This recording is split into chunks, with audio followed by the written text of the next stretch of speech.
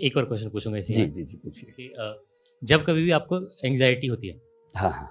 तो आप उस एंग्जाइटी को ख़त्म करने के लिए इंस्टेंट सॉल्यूशन क्या करते हो और लॉन्ग टर्म इसका सॉल्यूशन क्या हो सकता है? एंग्जाइटी मतलब उसके बाद से ऐसा नहीं कि मुझे कभी हुई नहीं, एक आध दिन कभी 2 घंटे आधा घंटा सिचुएशंस आती हैं ऐसी जो नॉर्मल बातें हैं। जब एंग्जाइटी होने लगी आपको अचानक से, सबसे आसान तरीका है जो 3 इडियट्स फिल्म में शायद वायरस ने बताया था, वही बात है या मुन्ना भाई में था, किसी में था कि जैसे ही तनाव होने लगे जोर से हंसना शुरू कर दो। मुन्ना भाई में शायद था ना। मैं ये नहीं कह रहा कि आप हंसे ही, वो एक तरीका है।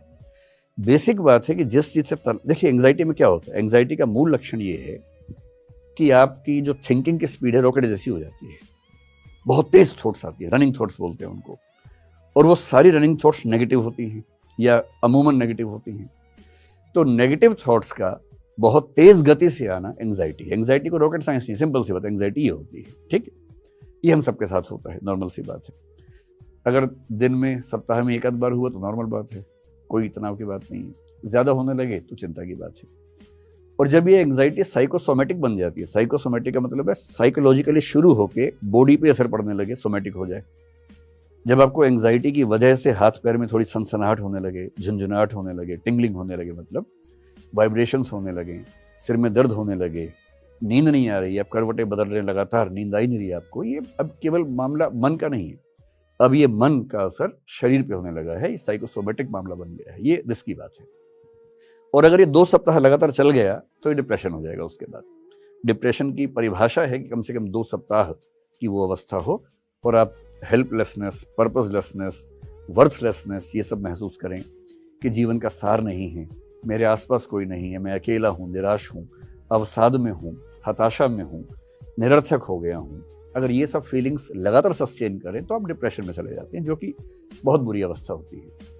तो कभी आपको एंग्जाइटी हो, इससे सबसे आसान तरीका है, ठीक उस समय एंग्जाइटी जैसे शुरू होने लगे उस विषय पर सोचना नहीं है, काम इतना ही करना है। पर इतना आसान नहीं, आप जिस पे नहीं सोचना चाहेंगे सारे विचार उसी पे आते हैं उस समय। तो अगर मैं कहूँ कि मेडिटेशन कर लो, वो सब उस समय होता नहीं है, मुझसे तो नहीं होता है, आपसे शायद हो जाता हो, मुझसे तो नहीं होता है। तो सबसे अच्छा तरीका उस समय आपको फिल्म देखना शुरू कर दें या रील्स देखना शुरू कर दें। रील्स में ऐसे बहुत इंटरेस्टिंग इवेंट्स होते हैं 10-10 सेकंड के।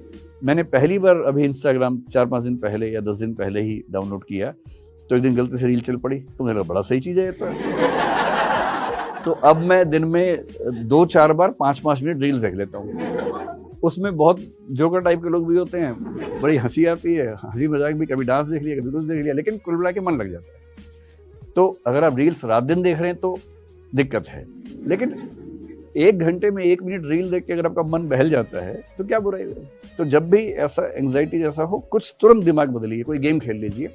सबसे अच्छा है रनिंग कर लीजिए या जॉगिंग कर लीजिए या तेज गति से चलिए। देखिए एंग्जाइटी नेगेटिव हार्मोन्स को बढ़ाएगी, इतना ही करना कि पॉजिटिव हार्मोन्स को ले आना है। और पॉजिटिव हार्मोन्स कैसे आते हैं, अगर किसी से मोहब्बत करते हैं उसको फोन कर लीजिए, ऑक्साइटोसिन रिलीज हो जाएगा।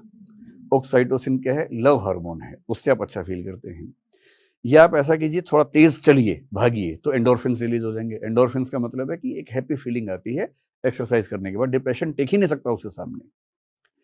ये डोपामाइन है, जब आप अच्छे लोगों से मिलेंगे, कुछ अच्छा इंटरेस्ट से काम करेंगे तो वो रिलीज हो जाएगा।